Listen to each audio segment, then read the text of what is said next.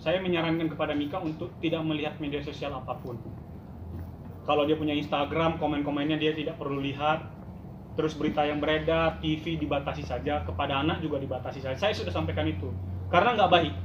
Sama sekali nggak baik. Kalau misalnya nanti anaknya bertanya, itu akan membuat dia down. Apa yang langkah pertama yang kami lakukan paling tidak itu.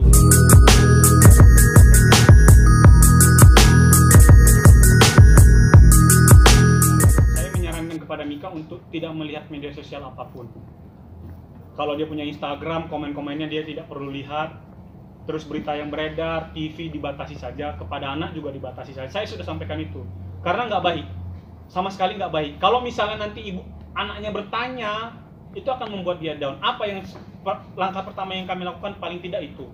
Kami menjauhkan anak dari media sosial, dari TV. Sampai saat ini kami mohon maaf kepada media karena memang harus kami lakukan itu. Menjauhkan dia dari media sosial, menjauhkan dari TV. Untuk berikutnya kalau memang berkepanjangan, nanti ya kita kalau perlu ke psikolog atau kemana, kita akan mengupayakan itu. Tapi yang pasti dia sangat terpukul. Sangat terpukul. Makanya saya sangat berharap teman-teman, makanya waktu ditanya mau diberitakan, saya sangat bilang iya, tapi tolong kepada rekan-rekan media juga, ini sudah saya sebutkan, memang itu tidak benar sama sekali. Kasihan anaknya dan Mika itu kasihan, keluarganya juga kasihan. Bang, tapi hubungan Mika dengan orang tua Bang seperti apa sih? Hubungan Mika dengan orang tuanya Bang, komunikasi seperti apa sih komunikasinya? Sepanjang yang saya tahu, sewaktu Mika keluar dari rumah, dia minta izin kepada semua. Dan dia, ini juga saya tekankan, dia keluar dari rumah itu sendiri, menyiapkan sendiri, tanpa bantuan siapapun. Dia keluar sendiri, menyiapkan sendiri, mengkarduskan barang-barangnya sendiri, mengkarduskan barang-barang anaknya sendiri. Itu dilakukan dia sendiri. Dan dia pamit kepada orang tuanya. Mengenai pamitnya ditanggapi atau tidak, saya tidak tahu. Tapi yang pasti dia pamit. Gitu. Hubungannya sekarang saya juga tidak begini, karena udah masalah ini, saya komunikasi dengan Mika sebisa mungkin jangan mengarah-arah kepada hal-hal ini. Karena dia spontan menangis gitu. Jadi saya juga nggak tanya hubungan, apakah masih hubungan dengan keluarga, saya nggak tanya itu. Tapi sebelumnya emang dekat Bang, artinya Mika sama Bang Hotma sendiri dekat, atau mungkin sama ibunya sendiri, Bu Desi? nggak maksudnya dekat. Iya, mungkin kan teman-teman bisa lihat dari Instagram, mungkin ya dari Instagram, dari awal pernikahan Mika dengan Bams, kan media bisa lihat, itu kan semua ada di media-media sosial, baik dari orang tua Bams, baik dari Mika, itu kan bisa teman-teman nilai lah seberapa dekat mereka gitu. Ada sebatas hubungan antara menantu dan mertua doang ya Bang, yang nggak ada hubungan lain Abang?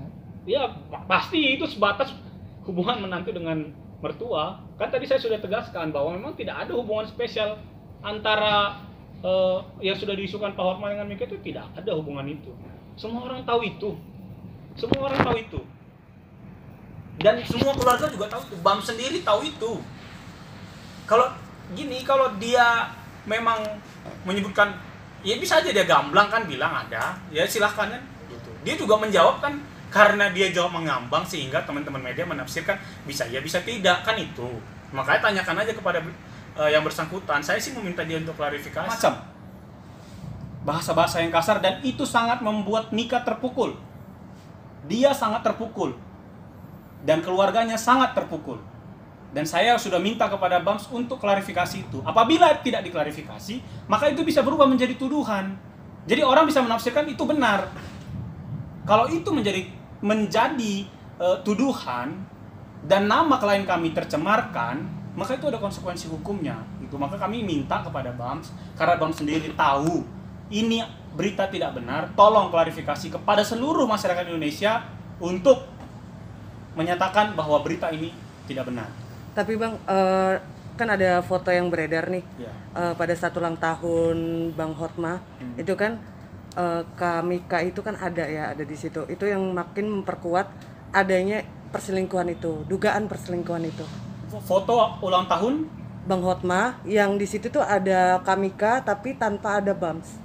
Itu foto, saya tidak melihat fotonya ya. Saya tidak melihat fotonya, tapi yang pasti ya mereka dalam satu keluarga Ya kalau ada yang ulang tahun terus menantunya ada di situ, menurut saya tidak menjadi masalah begitu. Karena itu mereka masih keluarga. Yang perlu saya tekankan, seluruh keluarga tahu bahwa itu tidak ada dan tidak benar itu. Dan saya tekankan sekali lagi, BAM sendiri tahu.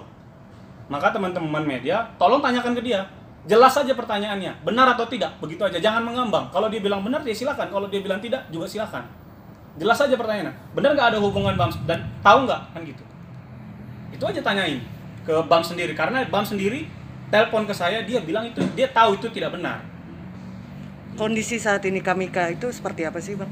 Begini, kondisi Mika saat ini, dia sangat terpukul dan menangislah dengan melihat semua keadaan ini. Yang membuat dia sangat terpukul itu adalah ketika orang tuanya, anaknya, gurunya tanya ke Mika. Itu yang paling membuat dia terpukul. Artinya, dia melihat ini potensi akan menjadi masalah besar. Kami tidak pernah, pihak Mika itu tidak pernah meminta permasalahan ini dibuka ke depan media. Tidak pernah sekalipun. Yang membuka permasalahan ke media adalah BAMS. Bukan dari pihak Mika. Dia yang pertama kali membuka permasalahan ini ke media. Dan teman-teman tahu semua. Efeknya itu ke anaknya. Ke rekan-rekan bisnis semua tanya dia. Benar atau tidak. Dan itu BAMS.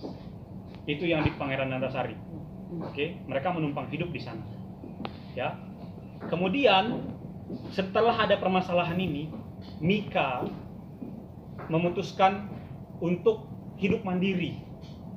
Dia mencoba untuk keluar dari rumah yang dia tumpangi.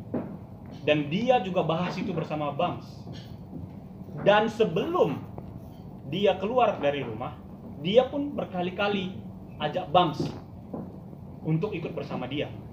Tapi BAMS, saya tidak tahu pada kenyataannya Mika keluar sendiri.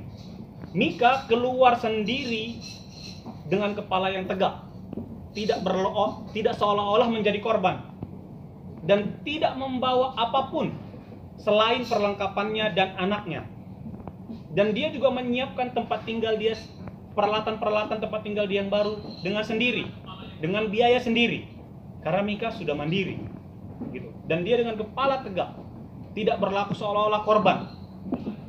Dia keluar dari rumah yang sudah ditumpanginya beberapa tahun karena dia mau hidup mandiri.